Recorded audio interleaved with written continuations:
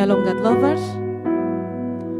Tuhan Yesus Kristus yang sudah menyelamatkan kita, yang sudah menebus dosa kita, layak dipuji, disembah, diagungkan tinggi. Saya mengajak God Lovers pagi hari ini untuk memuji, memuliakan Tuhan dan mendengarkan firman-Nya.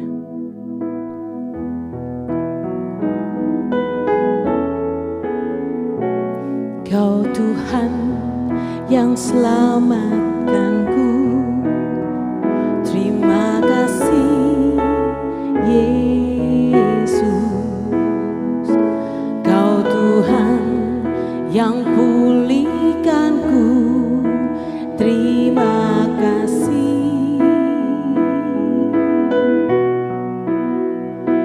Kau Tuhan yang sembuhkanku, terima kasih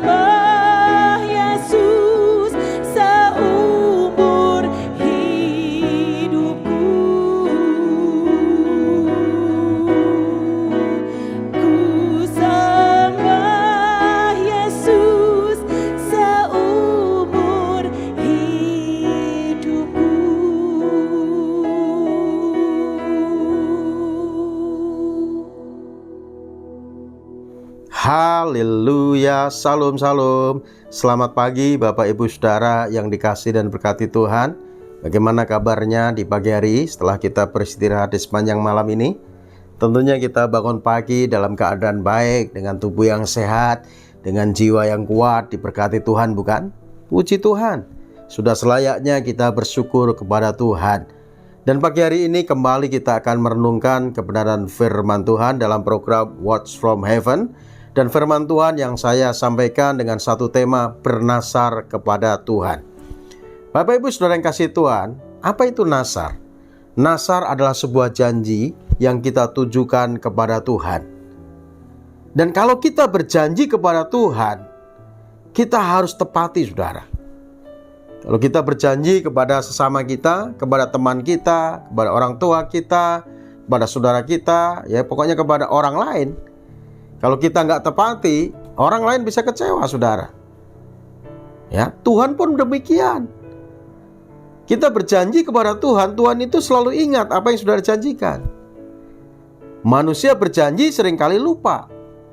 Bahkan saudara yang menjanjikan juga saudara lupa. Namun mana mungkin Tuhan pernah lupa apa yang saudara janjikan. Untuk itu hati-hati dalam kita bernasar, saudara. Dalam kita berjanji kepada Tuhan. Seringkali orang berjanji dengan enteng, dengan mudah mengatakan kepada Tuhan, Tuhan, aku berjanji kepadamu, kalau engkau menyembuhkan aku dari sakitku ini, aku akan menyerahkan hidupku untuk melayani Tuhan. Namun setelah disembuhkan Tuhan, ya, apa yang dia ucapkan kepada Tuhan, apa yang dijanjikan kepada Tuhan, dia nggak tepati. Justru dia malah melakukan kesibukan yang menyita waktu, sehingga tidak beribadah lagi kepada Tuhan. Ada orang berjanji, Tuhan, kalau engkau memberkati bisnisku Tuhan, usahaku ini, maka akan kupersembahkan hidupku untuk Tuhan, bahkan hartaku untuk melayani pekerjaan Tuhan. Namun setelah diberkati Tuhan dengan berkat yang begitu luar biasa, dengan perusahaan yang berkembang dengan begitu hebat, dia lupa akan janjinya. Saudara yang kasih Tuhan, tidak boleh seperti itu, saudara. Ya, tidak boleh seperti itu. Tuhan selalu ingat apa yang saudara janjikan.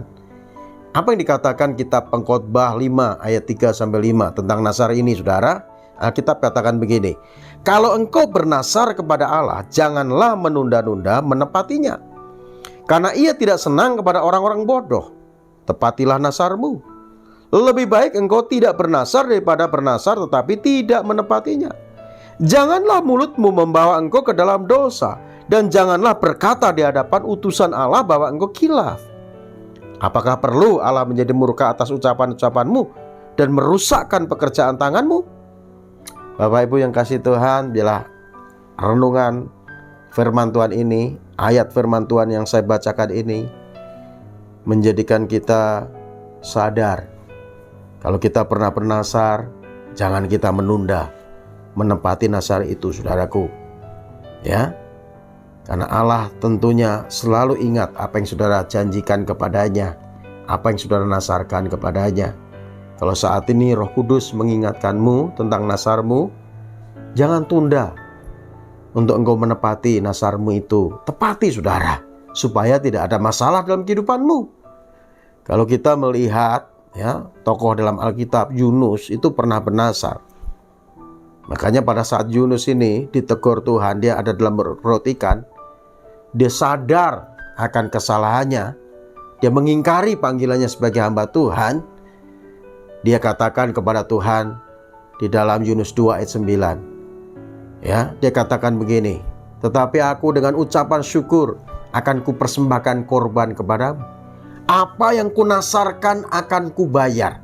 Jadi Yunus ini kemungkinan pernah bernasar kepada Tuhan, tetapi tidak menepati nasarnya, sehingga dia sadar pada saat ada masalah dalam kehidupannya, dia harus ada dalam perut ikan. Dia katakan, apa yang kunasarkan akan kubayar, dan keselamatan adalah dari Tuhan. Dan akhirnya setelah Yunus ini berkomitmen untuk menepati nasarnya kepada Tuhan, Yunus sadar yang bisa menyelamatkan hidupnya itu hanya Tuhan. Akhirnya Yunus diselamatkan oleh Tuhan. Tuhan berfirman kepada ikan itu, dan ikan itu memuntahkan Yunus ke darat. Yunus ditolong Tuhan setelah dia berkomitmen mau membayar nasarnya kepada Tuhan. Untuk itu Bapak Ibu Saudara yang kasih Tuhan, ya lebih baik kita tidak bernasar daripada kita bernasar tetapi kita tidak menepati apa yang kita nasarkan kepada Tuhan. Kalau saudara bernasar, tepati nasarmu itu, maka saudara akan lebih diberkati oleh Tuhan. Tuhan Yesus memberkati kita semua. Amin. Mari kita berdoa. Bapa, terima kasih buat firman-Mu pagi ini ya Tuhan, yang menyadarkan kami, mengingatkan kami untuk kami tidak lalai tentang apa yang kami janjikan kepada-Mu ya Tuhan. Dan biarlah firman-Mu ini Tuhan termeterai dalam hati kami, sehingga kami terus hidup di dalam Tuhan, kami terus melakukan kehendak Tuhan, dan kami diberkati oleh-Mu ya Tuhan. Kami menyerahkan kehidupan kami di sepanjang hari ini dalam pimpinan Tuhan. Berkati kami semua ya Tuhan. Limpahi dengan kasih anugerah kebaikan-Mu. Terima kasih Bapa, demi Yesus Kristus Tuhan, kami mengucap syukur dan berdoa. Haleluya. Amin, amin, amin. Puji Tuhan. Baik Bapak Ibu Saudara yang dikasih dan berkati Tuhan, apabila Bapak Ibu Saudara semua merasa dikuatkan dan diberkati melalui video-video yang dibagikan ini, Bapak Ibu bisa bagikan kepada teman-teman yang lain, kepada keluarga saudara, supaya mereka semua juga dikuatkan dan diberkati oleh Tuhan. Tuhan Yesus berkati kita semua. Salam.